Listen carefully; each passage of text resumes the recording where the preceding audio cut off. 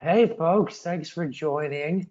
Um, let's do a quick check if you can hear us okay. If you can just kindly go to the questions box and say, hey Nick, we can hear you, we can see you.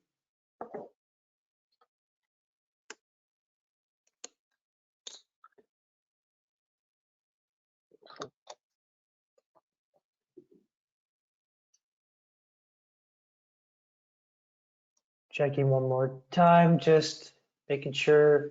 Okay, awesome. Looks like we're good to go. And quick sound check for Kelly as well. Hi, everybody. Hopefully you can hear me as well. That sounded great. Awesome. Folks, thank you for joining us. So want to see if there's anyone who's new here, who's never been to an exclusive webinar. We have a bit of a tradition. If you've never been to an exclusive webinar before, then we like it if you just introduce yourself, your name and what company you're dialing in from. So is anyone here for the first time? See a few names that I don't recognize right off the bat. Let's see if there's any brave new attendees. We got Abigail here from Southern Baked Pie. Abigail, I didn't have breakfast today. That was unfair. That was just not cool. Oh man, that sounds so good. Are they pies like everything from fruit pies to meat pies, or do you guys specialize in the dessert side? Or is it a pizza? Can't be pizza. No way. No way. Um, who else is here for the first time? Got Abigail. If quiche, chicken pot pies, fruit sweet pies, so many. Oh my lord. Oh boy.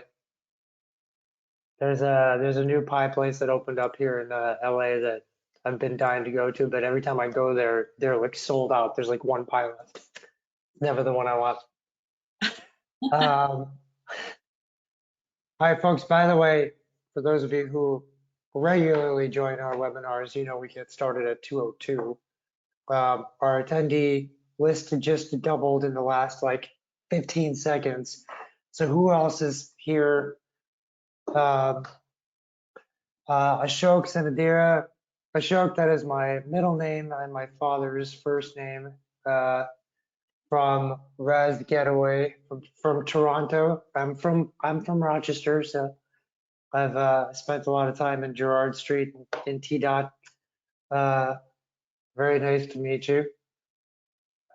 Who else is here for the first time, guys? I definitely know. I can see the names, so you can't hide. You We haven't can been only here before. ask so many questions about her pies. Yeah, I have like 10 more questions for We really want to know. her. All right, folks, there's a lot of people that have just joined us. Thank you, folks, for joining. And we are currently in the stage of the webinar where we are waiting for introductions from all of you. And Abigail here from Southern Baked Pie, Ashok from Res Getaway. Anyone else here for the first time at an exclusive webinar? Please introduce yourself. Love to see who's on the call, what your companies are, so we can kind of customize even just some of our thoughts a little bit towards this. Give you guys a good experience. Kayla said, I'm new. Go Kelly. I think she's a little biased. Yeah. Got Craig from Great Need, self-manufacturer of New York Bagel. Oh, what is going on here with you guys describing delicious food? Honestly, Self-manufacturer of New York Bagels, that is the key to my heart. pretzel nuggets that are gluten-free and free free from the top 9 allergens. Wow. Yeah, that's amazing. Right, we're gonna have to talk. Yeah, I would take a New York Bagel right now in a second. Got Brandon from Jelly Belly. Hey, Brandon, how are you? One of our favorite clients. All right, guys, as promised, it's 2:02 Eastern. And there's like 24 people who should have introduced themselves still, but next time. Let's get started. So we're gonna go through just 67 slides. We've got some good stuff to cover. I'm super excited because when we started talking to Yapo about this presentation, it kind of started off with a bigger discussion about like, what are you guys doing? What's kind of the evolution of Yapo? And yeah, I've been at Exclusive for 14 years and been in e-commerce for a while, and to hear that the reviews technology side is not just looking at itself as a reviews technology anymore, that it is becoming interconnected with everything in the customer journey is such a huge tipping point in what it means to invest in reviews and what it will do for your business. It was very exciting for the holistic marketing or marketing side in us to be able to understand that now reviews can permeate everything. And we brainstormed a lot on how can we explain how immersive this can be, and maybe bring some other tips that could kind of complement. And we have a lot to cover just in that vein. So before I do my introduction and kind of intro a framework for the conversation, I kick it back to Kelly for her intro first. Awesome. Thanks, Nick. Hi, everybody. Thanks again for joining us today. I'm Kelly. I'm a partner manager at Yotpo.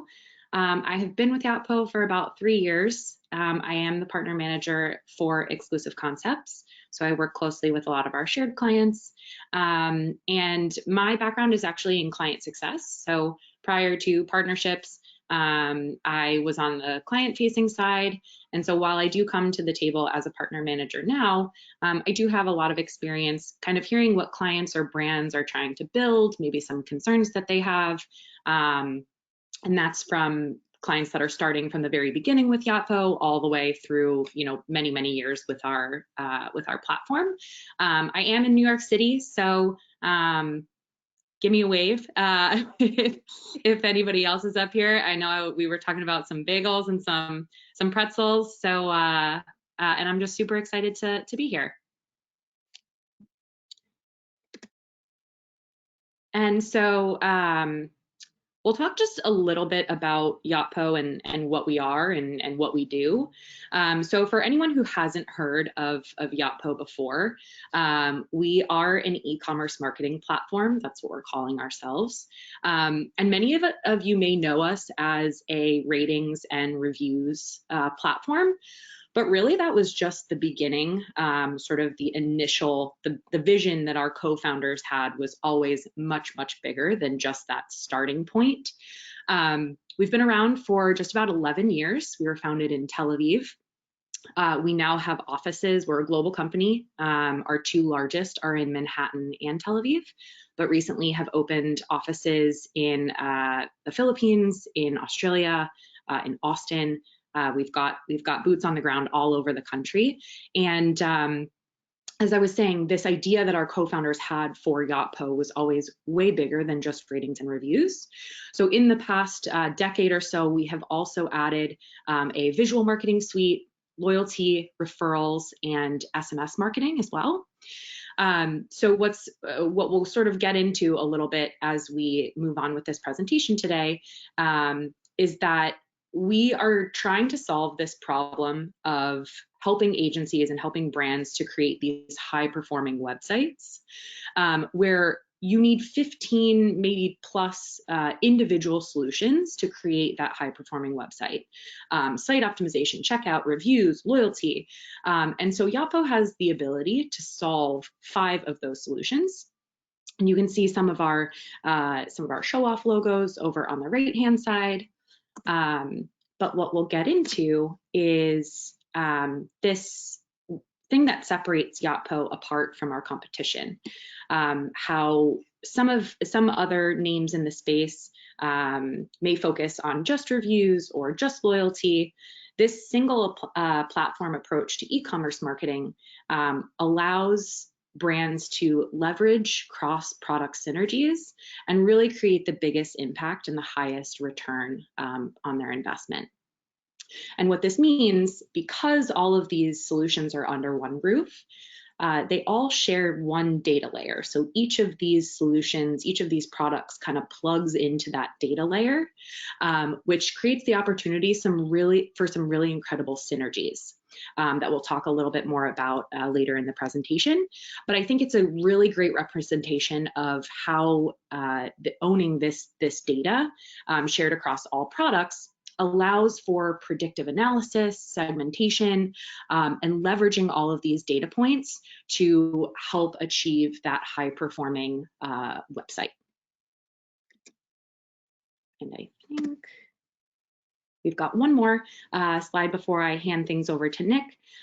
These 4 pillars, I think you can kind of just keep in the back of your mind of ways that your brand can grow with Yotpo.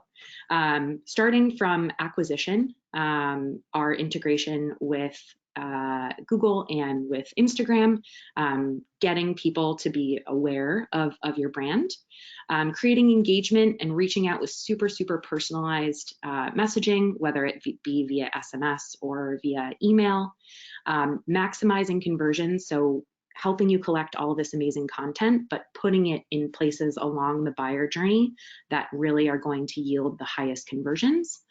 And then through increasing retention by creating an incredible loyalty base and taking advantage of them to spread the word, and connecting with customers in one-to-one conversation as well. So again, while there are many different ways that we can help brands grow with our 5 solutions, I think these 4 pillars are a great sort of takeaway in terms of areas to think about when we talk about Nick and his approach here, as well as how Yotpo sort of plugs into that, that goal. Awesome. Thank you so much, Kelly. And I'll just do a quick intro here on my side, guys. My name is Nick Rajpal. I'm the VP of Marketing Sciences. I'm about to hit my 14 year this month. When I joined the company, I was brought on to develop our solutions. So from SEO to Google Ads to Amazon conversion testing, email, and also our strategy philosophy. Started off managing a small team of 6, and now between our marketers, our content writers, and our data science team, we're at about 270 employees, and it's been great. We basically approach marketing by having specializations and then strategy coordinate across.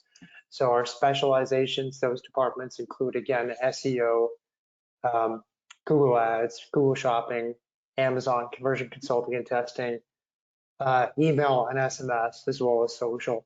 And then the strategy team coordinates, and the technology team brings all the data together from those disparate sections. Here's a handful of our clients. We've been around for 25 years. We're the first online retail agency ever.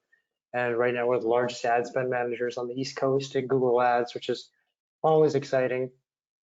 The technology behind how we do things in a more predictable, consistent, and performance driving way really does come down to the technology. At the end of the day, we bring all the data for each of our clients from Google Ads, Google Analytics, Bing, Facebook, Amazon, the back end of your store, scrape data, ranking data, all in one system in real time. And then from there, we layer out all of our reporting and optimization flows and smarter feeds and all that. So we love good technology. That's why we have a great appreciation for Yotpo and how that fits in. But man, it gets good similar philosophy of like less businesses doing more. The scope of holistic marketing keeps getting bigger and bigger, and a lot of other changes drive us to consolidate and think more holistic.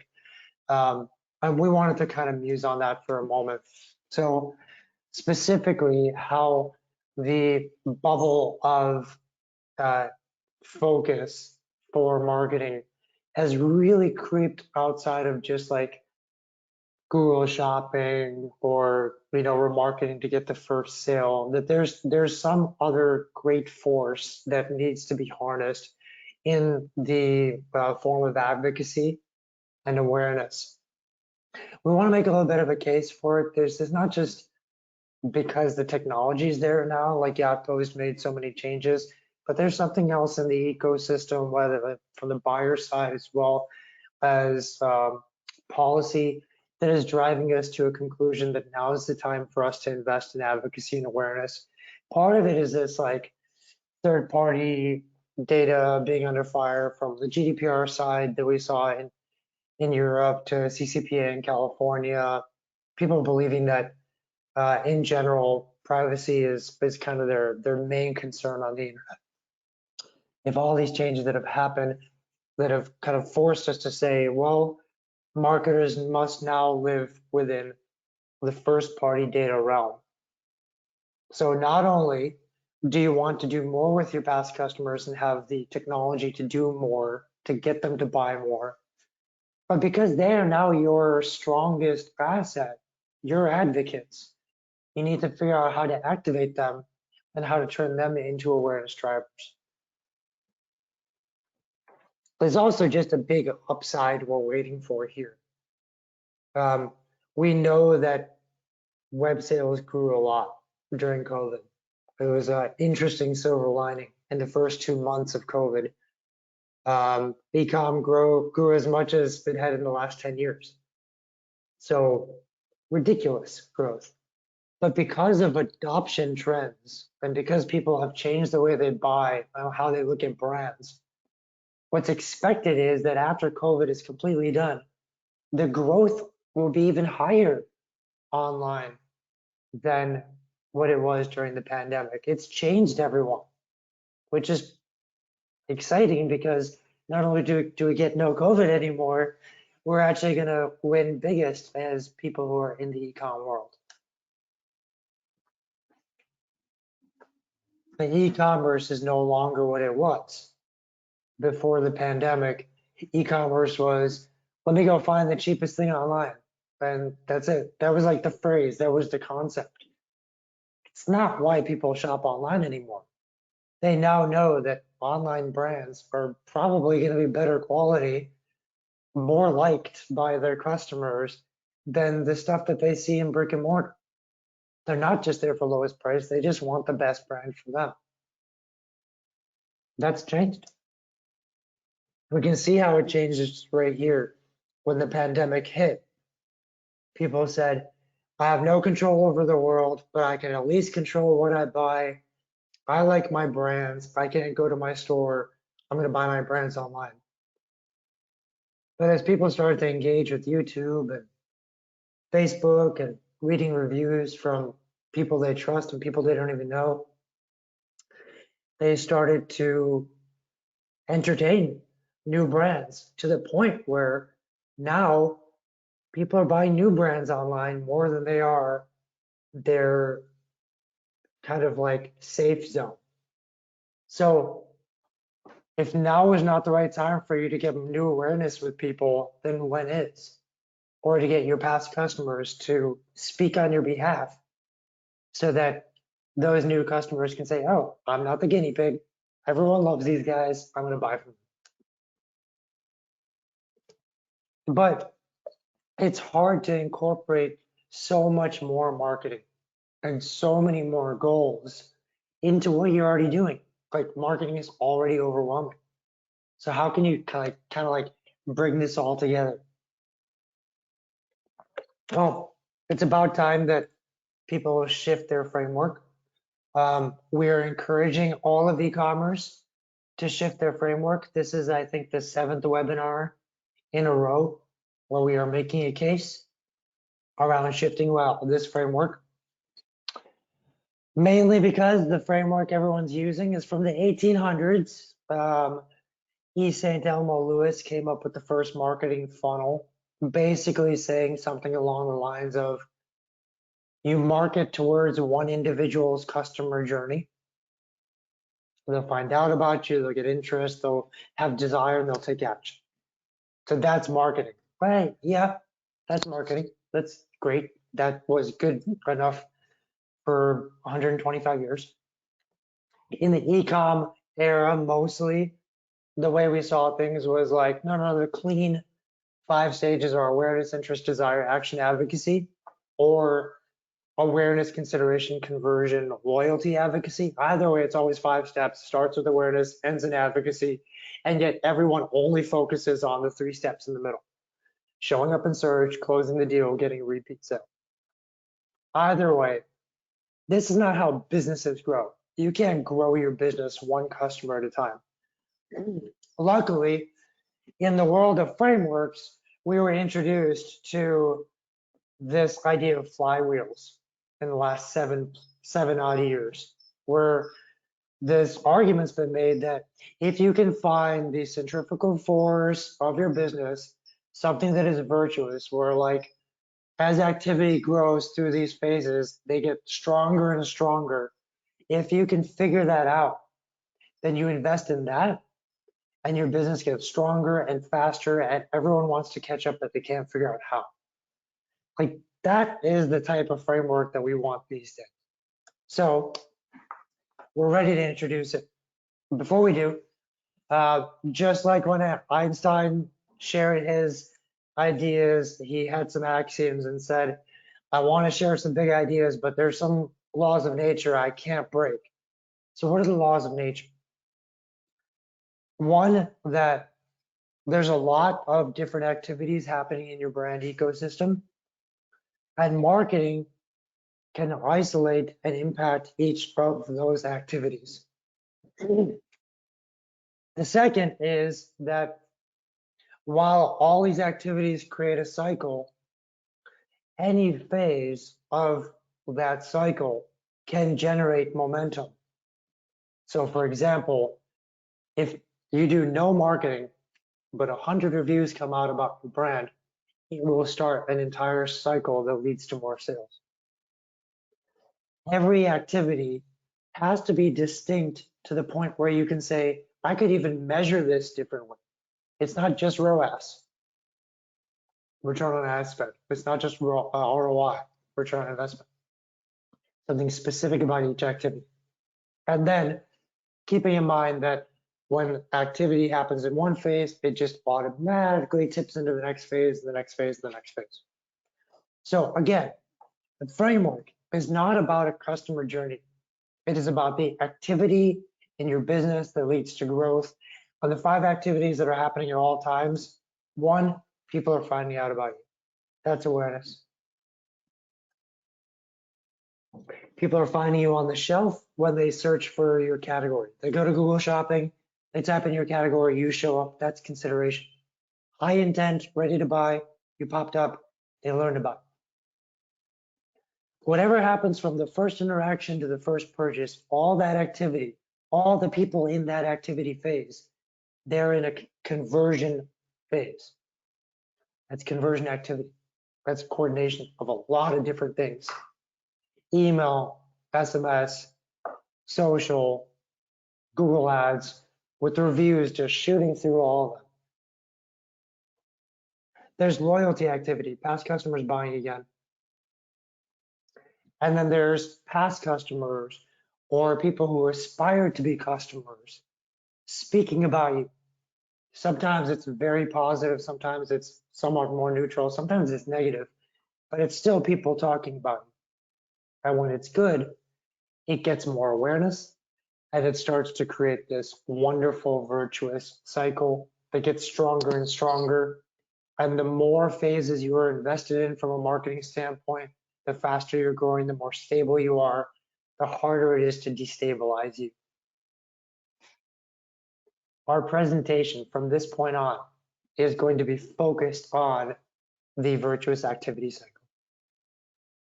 And because you can start the virtuous activity cycle at any phase, we're not going to start at awareness. We're going to lead up to awareness at the end. We're going to start at consideration. Someone typed something in, you showed up. What are some tips to do a better job?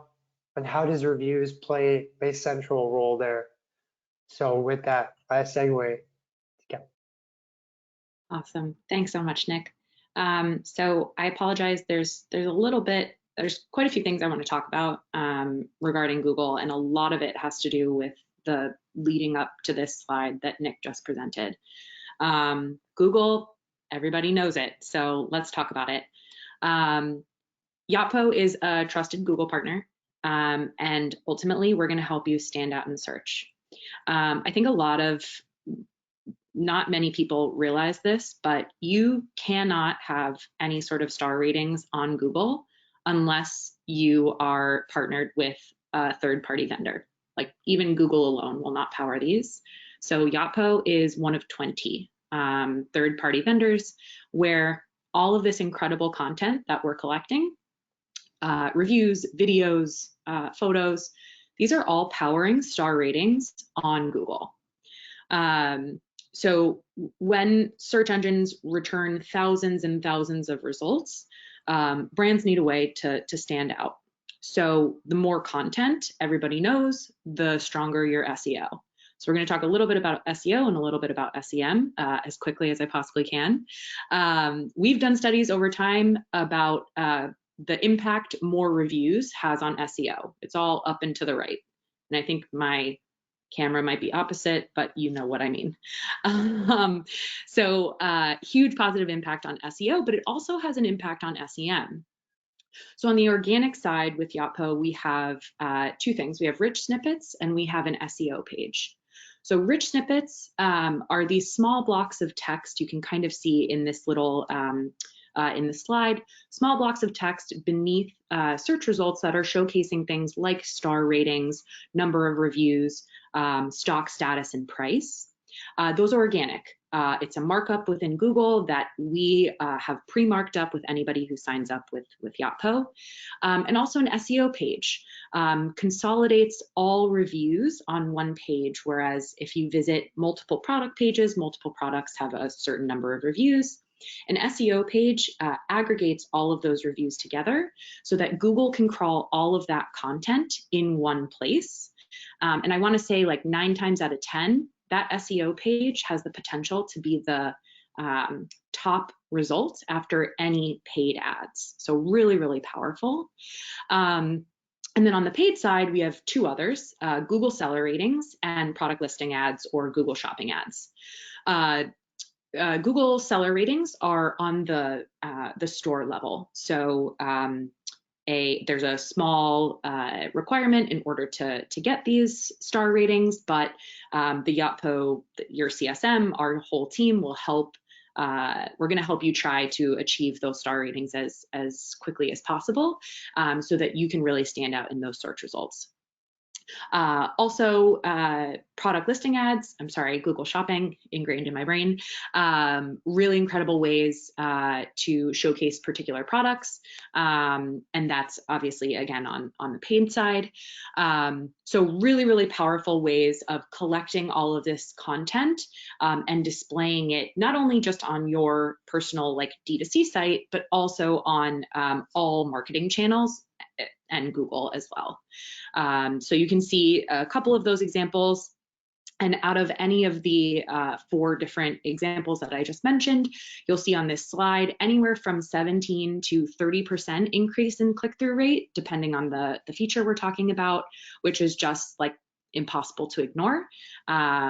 So lots of stuff on Google. And yeah, back to Nick. Yeah, absolutely. And kind of to underpin a lot of our discussion today, anything that increases click-through rate will decrease cost per clicks. Anything that increases conversion rate will decrease cost per acquisition. And given that virtually all of e-com is now suffering from increases in CPC and CPAs, we'll try to put that back into perspective here that, to get your performance on track, there are these easy things.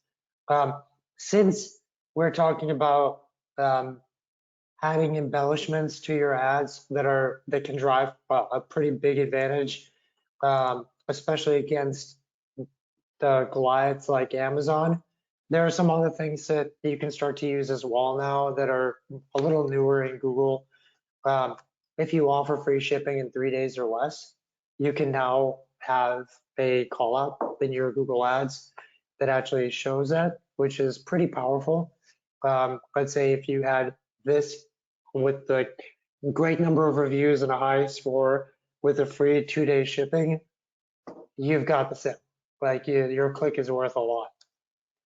There's also new aspects where if you have a great return policy, again, competing toe to toe with Amazon, great return policy or great customer service, there's a whole set of new call outs you can do to add on top of your reviews so that people have even more information there.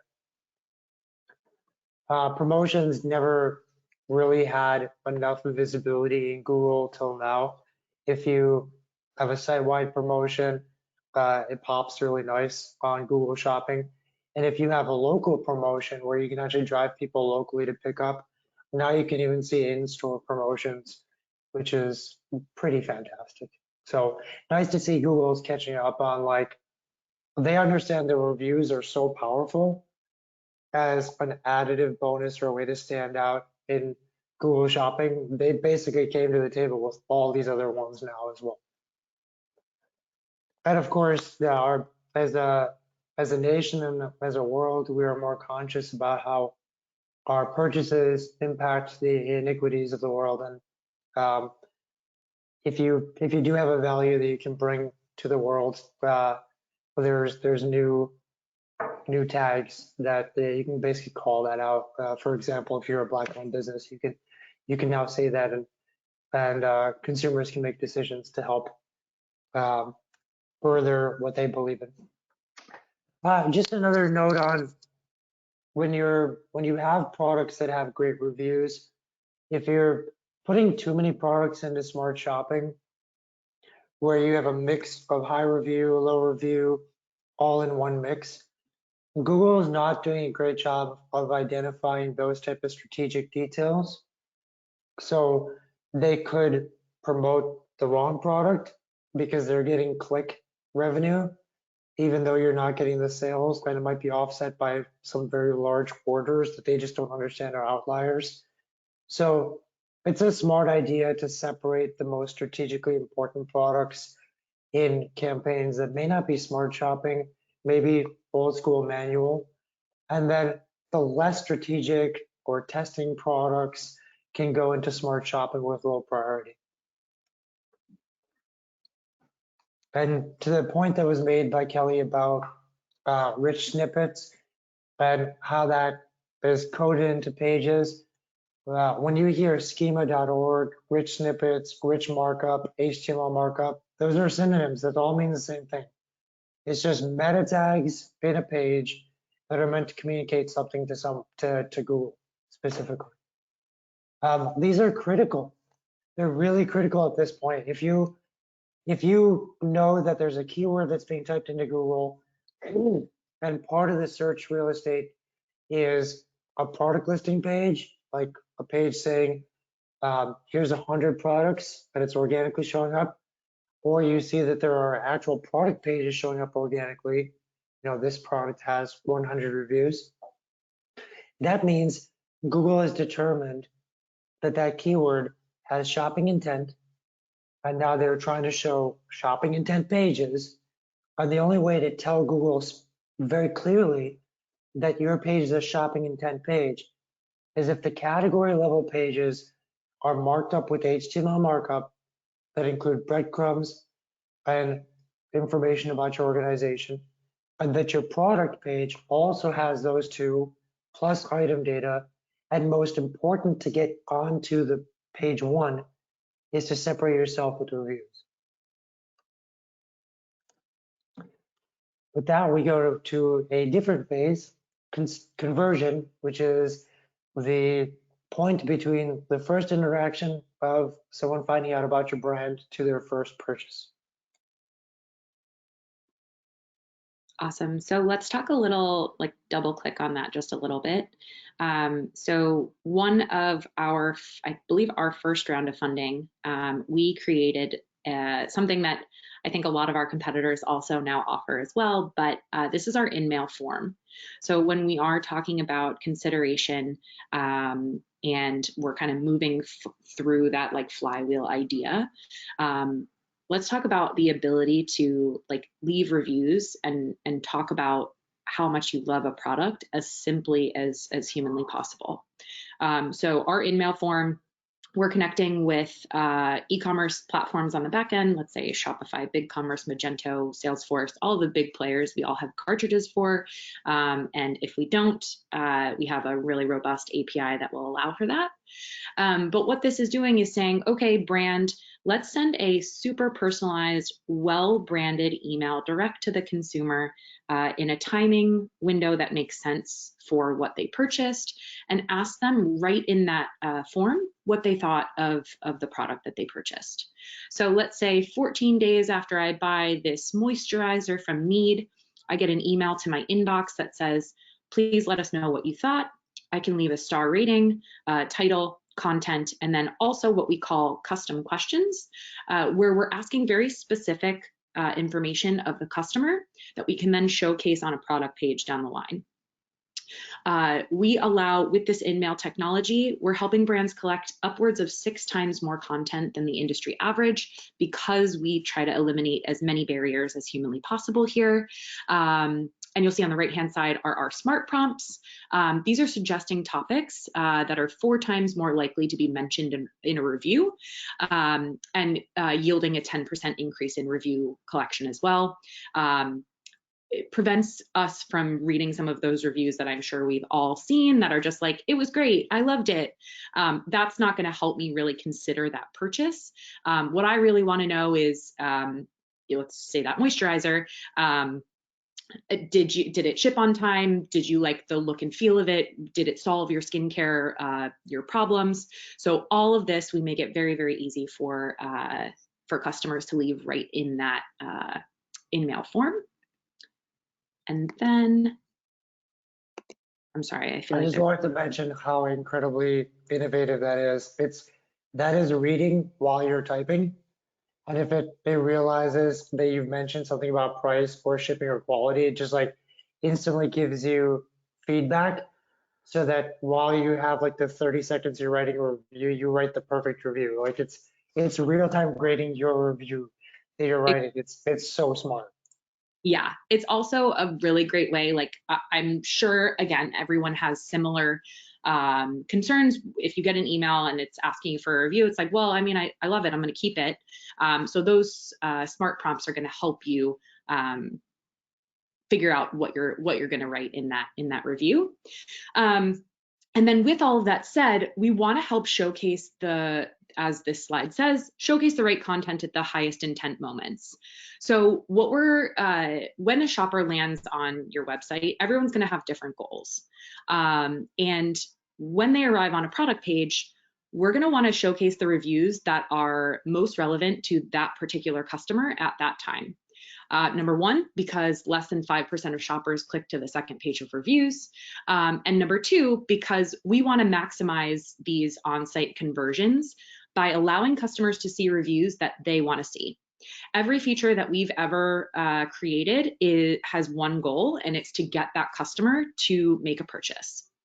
So what we can do, as you see in this photo below, is shoppers can filter based on topics and comparable shopper features, like those Need moisturizer examples we just saw, so that we can create a personalized on-site experience for each customer who arrives there.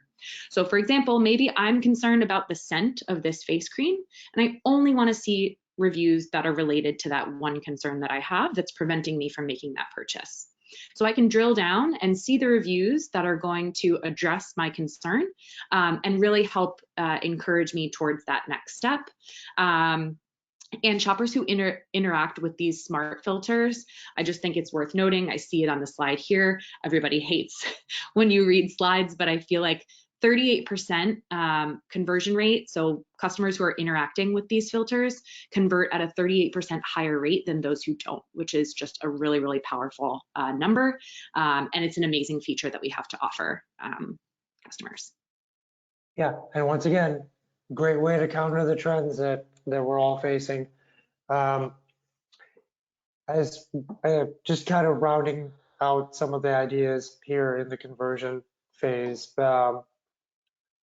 we don't have as much control over some aspects of shopping anymore because of smart shopping, but some of the other ad types in Google Ads still have a lot of layers of control. So discovery ads, for example, that you can still decide which audience to target and get a little bit more focused in that mid conversion funnel. One tip that we have on the Facebook side is to go through reviews and identify which ones are like really strong testimonials that you might want to show to everyone in the moment that they leave your website and go to Facebook or Instagram, where the first time they hear about you after leaving your website, they might see a testimonial. That's kind of a tipping point. In that tipping point ad, we also suggest focusing on your value propositions, maybe a one-time coupon as well, because you want to take that instant social validation and get a sale from it. There's definitely been some concern that with the iOS 14 update, you can't target your past customers as easily on Facebook. For those of you who are still reeling from that, just want to remind you that at the same time that that happened, Facebook did release a solution to it called Cappy that works almost identically to the way the Facebook Pixel used to work before iOS 14. It was an instant fix. It is still available 1 year later. It is a strong thing to consider for that conversion side. And it's a way for you to target specifically your cart abandoners in a way that you used to be able to. The only other thing that we wanted to mention on the conversion side, as you add more fodder to your templates, like you have a really good review section, everything that helps build a better experience takes away a little bit from load times and from page speed. And luckily, Google has given us a carrot and stick approach to performance now called Core Vitals, where basically they say, you want good SEO rankings and all that free traffic, make sure your page loads quickly. There's 3 different types of ways that it has to load. Like first is the first paint, the shift between the first paint and the final load, and how quickly your first call comes in. Those are the 3 core vitals. So to help everyone, they said, you know what? Let's make it easy for you.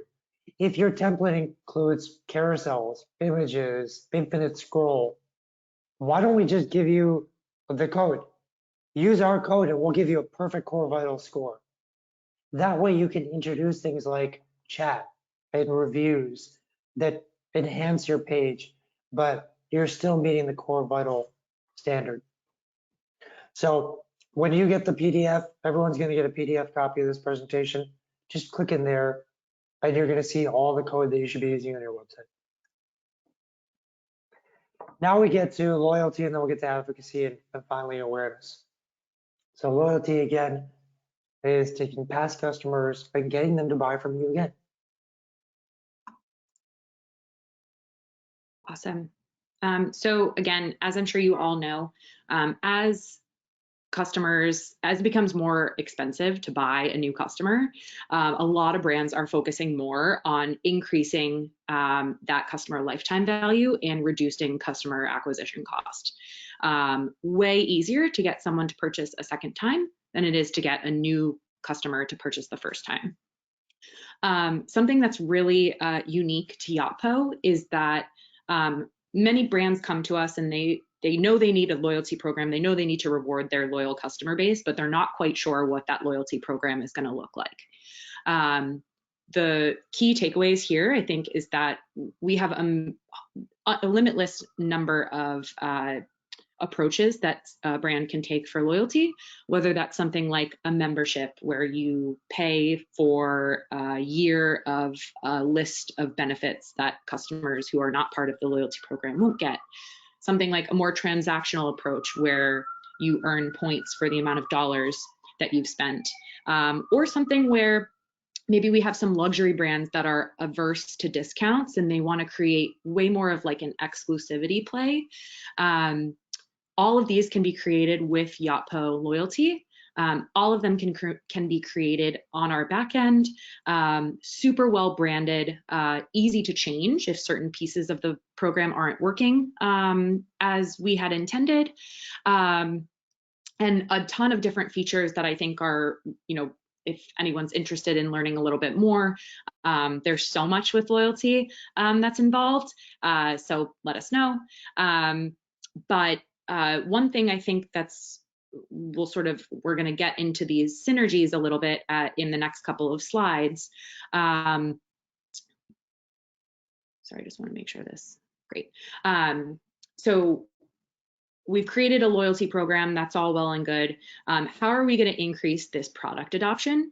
And I think taking two of our really amazing products and talking about how they work together is super, super powerful here. So what we can do with these, with our SMS program and the integration with loyalty, 76% of loyalty program members are going to opt in to want to talk to their favorite brands with SMS.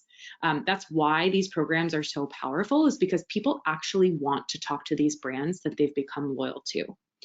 What we allow our brands to do is really engage those most loyal, like those top tier customers that are in the gold VIP tier and have made a ton of referrals.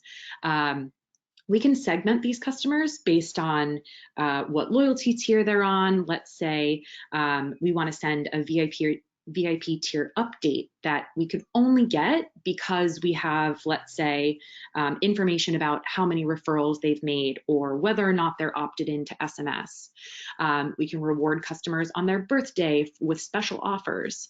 And what we're able to do is really create these one-of-a-kind experiences where we can say, Kelly is like super, super likely to purchase within the next 30 days because she has referred 3 customers in the past, 90 days. She is part of our gold level VIP tier. All of her reviews that she's left are really, really positive and 4 and 5 stars. And she purchases once every, 45 days. And it's been about 35 days since she made her last purchase.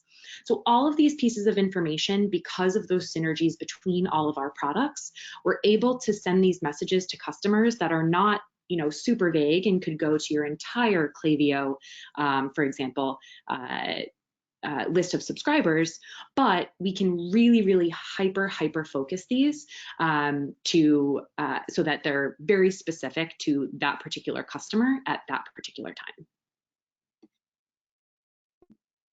Awesome. Just a few thoughts to round out the loyalty conversation. For starters, it's when someone makes a purchase, there's 22% likelihood they'll buy again. But if they buy just for the second time, that doubles. It never really increases much more than that. It's very small increments, but that first repeat purchase is the big milestone that you want to target if possible. It can help you grow a lot faster as a business. We want to keep in mind that your customers should be segmented in very clean lists. You need to have groups that make sense to activate at different times. For example, like your holiday buyers from the last 3 years, you want to think about how you can take certain lists and upload them into Facebook or Google Ads and connect that with some other data points. So if you can just say, here are the past 30 days customers, you can combine that now with something more meaningful on the segmentation side. Always try to produce a list of customers that you want to exclude from now on, like customers that have returned everything that they've ever bought, or were horrible customer service nightmares, or reviews are always really low. And then also on the other extreme, create a segment of your best customers. They repeat buy a lot. They give you lots of great reviews. They're advocates. Because when you upload those into Facebook, for example, you're going to find more people like them as opposed to just every customer. Other loyalty tips, Google just copied Subscribe and Save from Amazon, which is a huge hit, but really powerful on Amazon. And now you can just put that right into your Google ad. And just as a reminder, there are 4 specific automated tracks that everyone should have in their email, on their SMS: a welcome series, an abandoned cart series, a browser abandoned series. They haven't yet added to cart, but they're still in there, and they've signed up for something like a 15% off. And post-purchase series. First purchase was made. Now, how do we get them to their second purchase as quick as possible? Coordinating these 4 is pretty much the great fundamental. Everything from there is Jerry.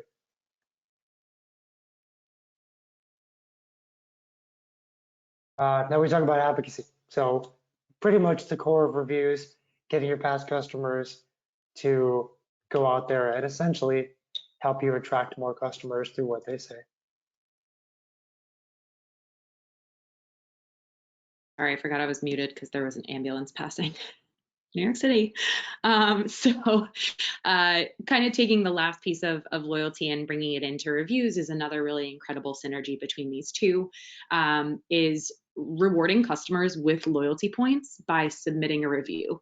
And whether that's just a regular review or maybe a review with a photo or a video, it's shown that 77% of consumers are saying that authentic customer reviews are carrying a ton of extra weight rather than just a particular review or maybe even a stock photo from the company. And brands who reward their customers for writing reviews are 2 times more likely to collect that content. Let's talk real for a second. If I'm incentivized to do something, I'm going to be way more likely to do it. So you can see this firsthand. Is incentivizing those reviews with loyalty points. Another really incredible piece of the puzzle here is we make it, and we're kind of going a little bit back to loyalty here, but again, for someone who's coming to us with maybe not a ton of experience with building a loyalty program, we allow them to build it very, very quickly and very, very easily. You can make these, it's sort of like plug and play, very like Shopify 2.0 if you think about it. You can create banners at the top, referral like modules at the middle of the page, however you really want that to work. And again, we can create something with our modules where it's really very like out of the box, but very well branded.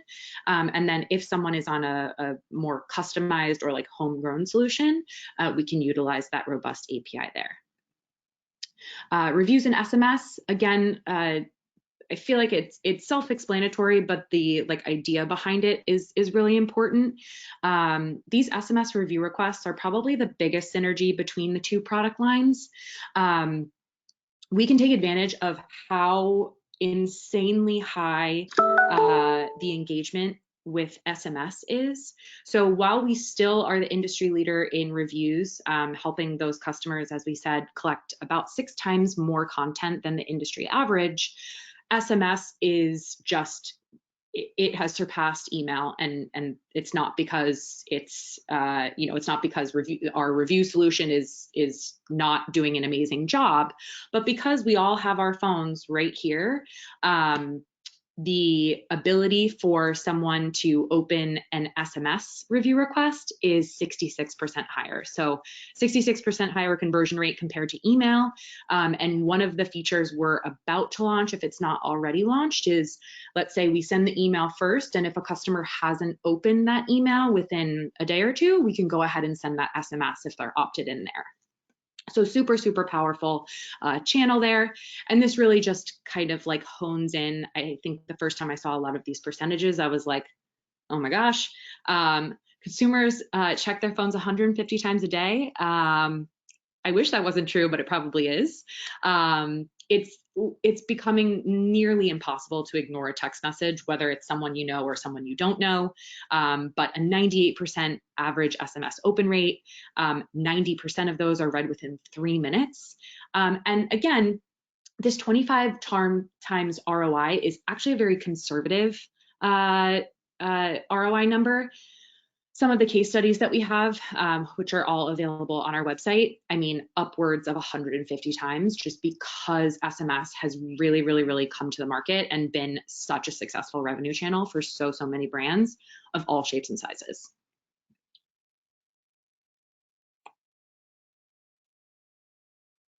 Awesome. To keep with time here, just want to mention Google's got a really cool new advocacy program. It's just in beta right now. Your biggest influencers on YouTube, you can basically pay for them to talk about your brand, which is really exciting. And also want to connect the dots back to SEO. Part of your score for SEO, your rankings, comes from a concept called EAT, expertise, authoritativeness, and trustworthiness. And this is just basically Google going back and checking third-party resources to see how people talk about you. It's BBB, Yelp, Amazon, and yes, Google Shopping reviews is one of only 4 sources that they check. So you can get a nice boost on your SEO if you connect the dots there.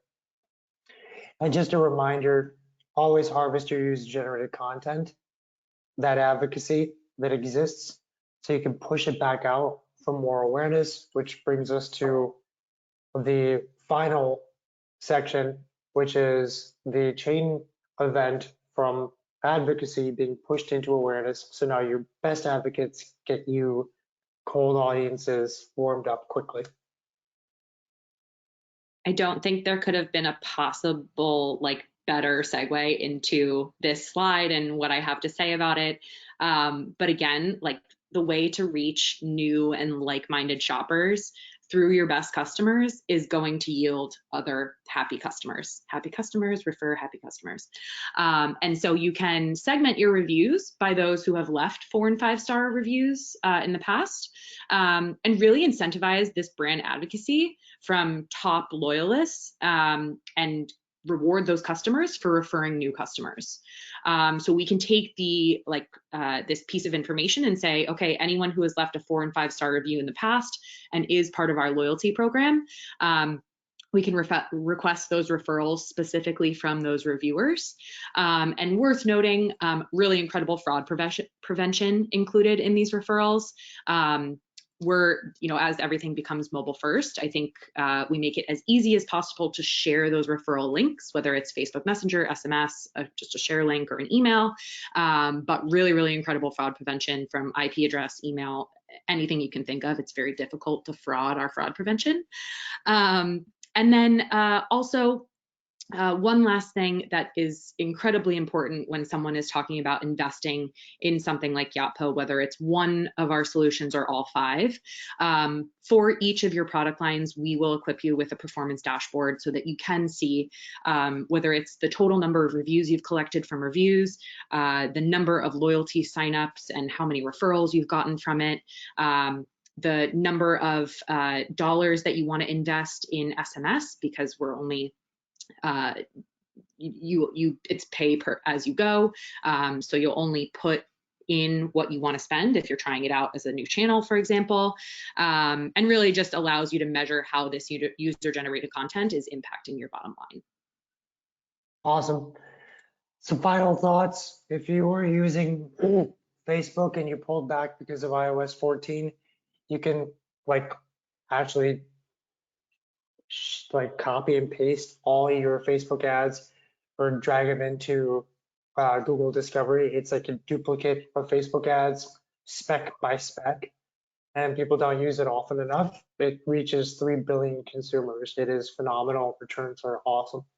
So big awareness tip there. Also, if you use Smart Shopping now can actually bring your shopping results into awareness, not just a consideration in search. They can actually be brought into the display network and YouTube. So something to consider to increase the awareness that leads directly to sales. On the Facebook side, people are combating high CPMs.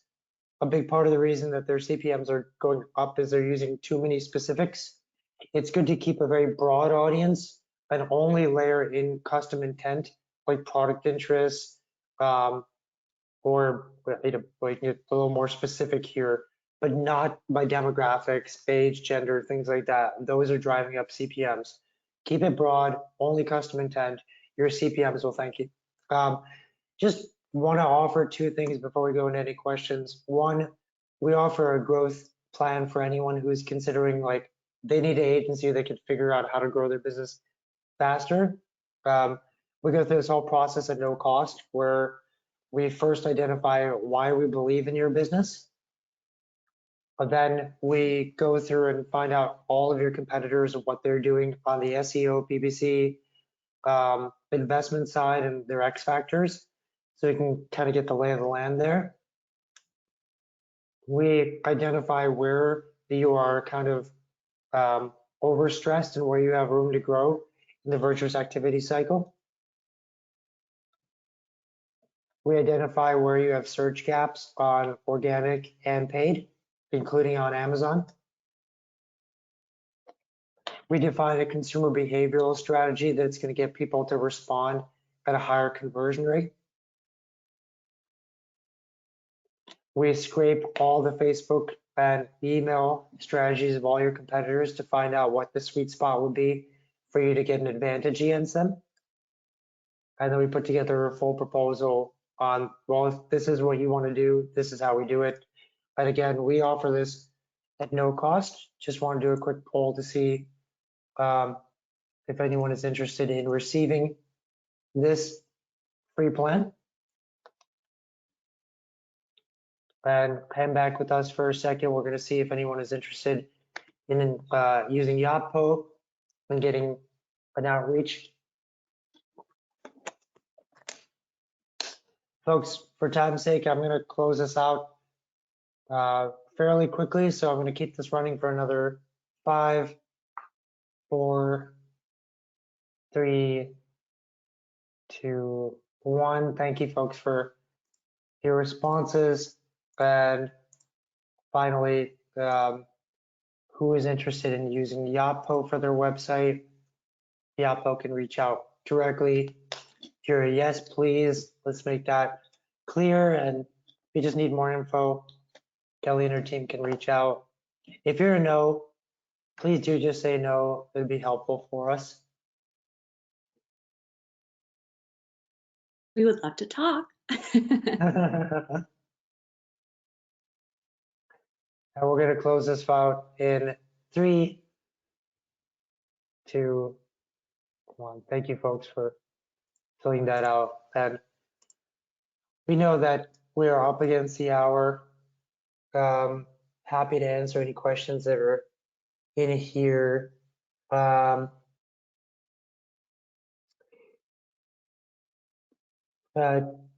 do you want to answer the question from Richard first?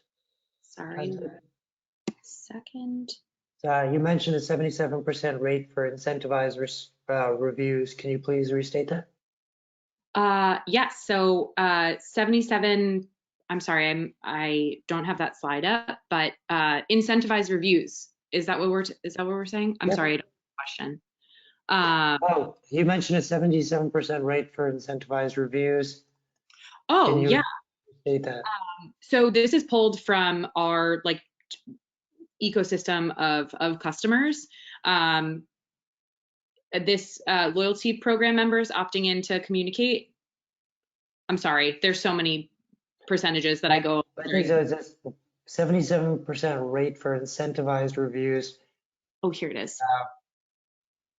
It could be, and again, I'm sorry, I don't have this presentation memorized, but the ability to incentivize reviews. So I can see on our, let's say on someone's loyalty program, they decide that they want to incentivize 500 points for leaving a review. With the integrations that we have between, let's say, your Shopify store, your Yotpo loyalty and Yotpo reviews, we are then able to say 77% of customers are more likely to leave, or customers are 77% more likely to leave a review if they are incentivized in some way, shape, or form. And there's a ton of different ways that we can do that based on the way that the brand wants to incentivize, whether that's points, whether that's dollars off, any number of ways. hopefully that's helpful. Sorry. Awesome. Yep, Richard said that was it. We had a question from earlier as well. Facebook ad targeting changed drastically. Did they fix that? Um, no, they didn't. They didn't fix that with Cappy per se. It's not that they reinstated everything that used to exist, but there are new workarounds that you can use to get similar results. Um, Folks, I don't see any other questions in the questions box at the moment. Hopefully this was helpful. We wanted to cover a lot of content for you guys, so there's a lot of takeaways, and hopefully that was meaningful. Kelly, thank you so much for your help on this and your team's help, and we love this partnership, and hope everyone has a wonderful Wednesday and rest of your week. Thank you folks for joining. Thanks, everybody.